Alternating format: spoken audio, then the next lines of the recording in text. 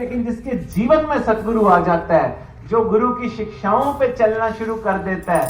साधसंगत चैतन्य महाप्रभु बंगाल में एक स्थान पर साधसंगत कहीं से गुजर रहे थे, तो साधसंगत सुबह सुबह का टाइम था। वो महात्मा जब बाजार से गुजरे तो एक व्यक्ति ना लस्सी बेचता था, मटके में लस्सी भरी, छाछ जिसको बोलते होंगे गांव में, तो साधसंगत वो बेचता है। तो साधसंगत वो उनका कद काठ बड़ा लंबा ऊंचा, चैतन्य महाप्रभु का प्रेमी भक्त महात्मा संत, पूर्ण संत। तो साधसंगत जब वो उस व्यक्ति के पास से आए ना, उसको पूछने लगे, भैया ये मटके में क्या है तेरे पास? तो वो कहते महाराज इसमें लस्सी। तो साधसंगत वो कहते लस्सी पिलाएगा मेरे को? तो साधसंगत वो कहता जी महाराज लस्सी बेचने ही मैं यहाँ खड़ा हूं, आप लीजिए। तो साधसंगत वो महात्मा पूरी मटकी ही लस्सी पी गए।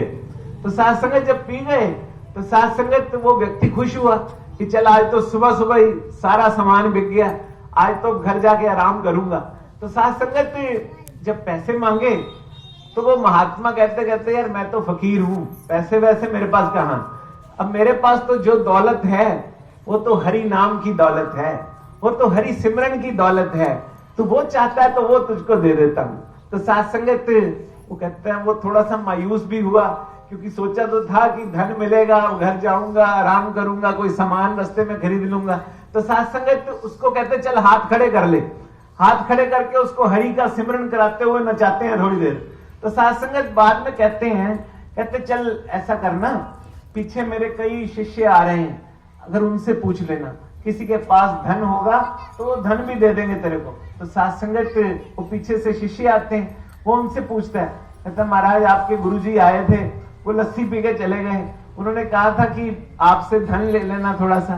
तो साधसंगत वो आगे से शिष्य कहते जिनके गुरु के पास ही कुछ नहीं तो शिष्य कहां से कुछ रखते होंगे, हमारे पास भी वही है जो उनके पास था। तो साधसंगत कहते क्या जी? कहते चल हाथ खड़े कर, हरे राम हरे कृष्ण। साधसंगत उसको सिमरन करा के नचा नचू के साधसंगत उसको आनंद बढ़ाता है। साधसंगत जब हरि का सिमरन कोई डूब के करे ना, साधसंगत जब भाव से किया जाए, संगत पे आए हैं ना साधसंगत, अगर संगत घड़ी देख के ही आना है कि यार आज बुलाया था 4 से 6 बजे, 5 से 7 बजे कि चलो जाना है घड़ी देख के, तो बिना भाव के की हुई संगत कर्म कांड हो जाती है। साधसंगत जब भाव से यहां कोई आता है, जब अंदर मोहब्बत लेके आता है, जब ईश्वर के प्रति भगवत प्रेम लेके आता है साधसंगत, उसका आना आना हो जाता है। क्योंकि हम आते हैं किसी प्यारी सी एक अवस्था को बना के परमात्मा के और निकट होने के लिए आते हैं। इसको साधसंगत गंगा बड़ी ना गोदावरी, ना तीर्थ बड़े प्रयाग, सकल तीर्थ का पुण्य वहीं जहां हृदय राम का वास। साधसंगत राम को हृदय में बसाने आते हैं, केवल जानना। यहाँ महात्मा बार बार आवाजें दे रहे हैं कि जानो जानो जानो। क्यों जानो?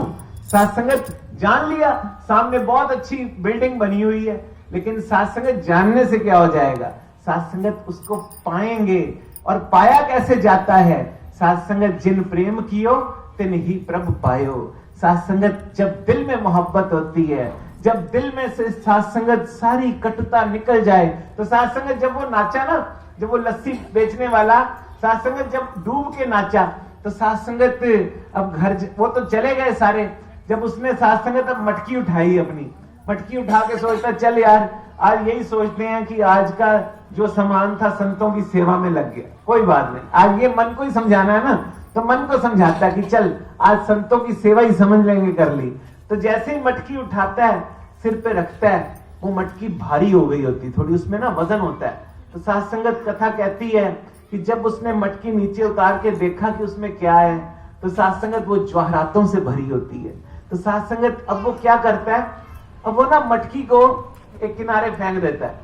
तो साधसंगत कोई पूछे कि भगवान ने तो उसकी मटकी में हीरे जवाहरात भर दिए, तो उसने फेंक क्यों दी? तो साधसंगत वो सोचता है कि महात्मा ने मेरी इस मटकी को छुआ था, ये इतनी अनमोल हो गई, अगर मुझे छू लेते तो मेरी क्या कीमत होती। तो ये सोच के वो भी पीछे पीछे ही हो लेता है। तो और साधसंगत ये जीवन की यात्रा जो गुरु के पग चिन्हों पे चलता है। साधसंगत किसी ने पूछा लक्ष्मण जी से, हनुमान जी से, ऐसे भक्तों से पूछा गया कि सीता जी के चरण ज्यादा सुंदर हैं या भगवान श्री रामचंद्र जी के चरण ज्यादा सुंदर हैं? तो साथ संगत अब भगत क्या कहे? साथ संगत वो कहता है महाराज दोनों के चरण ही वंदनीय है, पूजनीय है, किसको ज्यादा सुंदर कहूं? तो साथ संगत वो कहते हैं नहीं नहीं फिर भी बताओ तो सही, आप साथ साथ रहे, किसके चरण ज्यादा सुंदर हैं? तो साथ संगत भक्त क्या कहता है? कहता है श्री राम के चरणों के तुलना में तो कोई चरण हो नहीं सकते। साथ संगत लेकिन वो कहते हैं कि माँ सीता के चरण ज्यादा सुंदर है। तो साथ संगत उन्होंने पूछा ऐसा क्यों? तो कहते क्योंकि वो चरण केवल उन पग चिन्हों पे ही चलते हैं जहां जहां राम चलते हैं। साथ संगत जो गुरु के पग चिन्हों पे चलता है साथ संगत वो खूबसूरत होता जाता है, उसका जीवन निखरता जाता है। महापुरुषों जीवन में अगर कोई दुख है ना, कोई झगड़ा है किसी के साथ, कोई पीड़ा है, तो ध्यान से सोचना ये कहीं बाहर से नहीं आए, इनको मैंने ही आमंत्रित किया है। मेरा अहंकार मुझे नहीं पूछा, मुझसे नहीं कहा, मुझसे बात नहीं की, मेरे साथ ऐसा नहीं किया। साथ संगत वो मैं का अहंकार जिंदगी में पीड़ा को, दुख को जन्म दे देता है। लोहा पारस परस के कंचन भई तलवार, तुलसी तीनों ना मरे धार मार अहंकार। साथ संगत वो लोहे की तलवार ने पारस का संग तो कर लिया लेकिन अपने उन दुर्गुणों को छोड़ा नहीं। लोहा पारस परस के कंचन भई हो गई सोने की, बाहर से कहने लग गए जी वाह वाह ये महापुरुष हो गया। साथ संगत लेकिन अंदर से साथ संगत भक्ति तो आंतरिक यात्रा है ना, कोई पग यात्रा थोड़ी है कि आज मैंने मुरैना जाना था, कल मैं अंबा जाऊंगा, परसों मैं उधर जाऊंगा। साथ संगत ये कोई पग यात्रा नहीं है, सेवा ड्यूटियां निभ सकती हैं साथ संगत, लेकिन आंतरिक बदलाव है।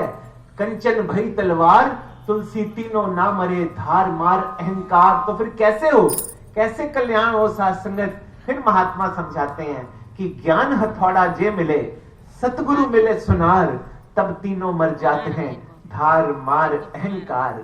कि साथ संगत जब गुरु कृपा करता है, जब अंदर से मैं का विसर्जन होता है, जब साथ संगत तू ही तू रह जाता है, मुझे मेरी मस्ती कहां लेके आई, यहाँ कोई नहीं है अब मेरे सिवाय। बात तो अद्वैत की है कि दो ना रह जाएं। भक्तों ने कह दिया कि तू तू करता तू भया, मुझ में रही ना हूं, आपा पर का मिट गया, जत देखा तत तुम। साथ संगत तो ही रह जाए बस, या एक ही रह जाए साथ संगत। जहां दो मिट जाते हैं ना, झगड़े जीवन में तब तक हैं, चिंताएं तब तक हैं। बाबा हरदेव सिंह जी कहा करते थे, एक बार हुजूर ने साथ संगत कृपा की, पंजाब की यात्रा थी, तो कहने लगे इंसान लड़ने का बहाना तो फ्री में ढूंढ लेता है,